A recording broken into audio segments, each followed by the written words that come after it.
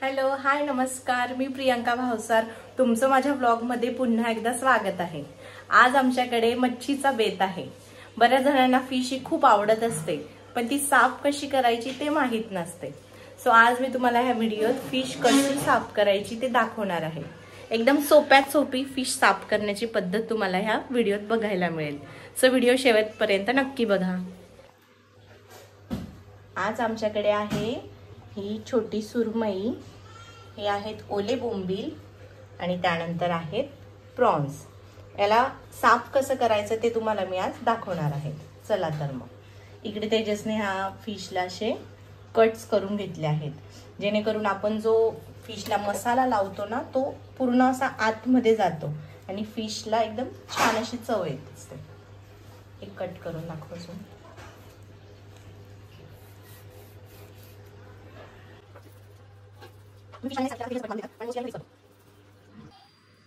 हे आहेत ओले बोंबील। याला आता कसं कट करून घेतोय तेजस ते तुम्हाला दाखवते।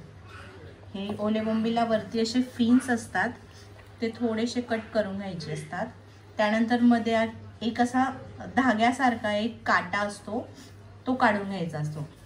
तेजसने आधी त्या काट्याच्या दोघं साईडने असं थोडं थोडं कट मारून घेतोय तो, जेणेकरून काटा असा थोडासा वर येतो आणि मग आपण नंतर चाकूने तो काटा पूर्णपणे काढून टाकणार आहोत। बघा असा एक काटा असतो, त्याच्यामध्ये दोऱ्यासारखाच दिसतो तो।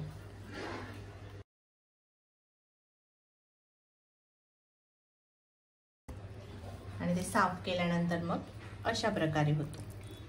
हे बघा एकदम असा फ्लॅट होऊन जातो तो, आणि मग याला आपण रव्यामध्ये फ्राय करू। एकदम असा कुरकुरीत लागतो।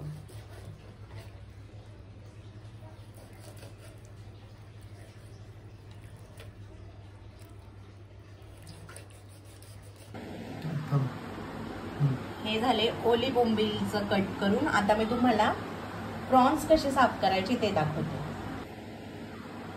प्रॉन्सला असं वरतून कट द्यायचा आणि त्याच्यामध्ये काळा धागा असतो, तो काढून घ्यायचा असतो। हे बघा काळा दिसतंय ना, थोडस चाकू हे घ्यायचा आणि मग तो अलगदपणे निघून जातो।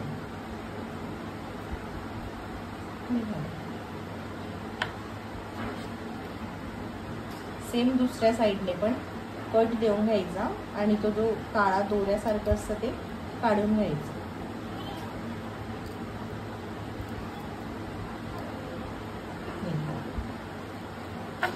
ही झाली प्रॉन्स आणि बोंबील साफ करण्याची पद्धत। यानंतर तुम्ही फिश मॅरिनेट करून तुम्हाला जसं रवा फ्राय पाहिजे काय पाहिजे ते करू शकता। ही फिश साफ करायची पद्धत तुम्हाला आवडली असेल तर लाईक, शेअर आणि कमेंट नक्की करा। भेटूया एका नवीन व्हिडिओमध्ये, तोपर्यंत बाय बाय।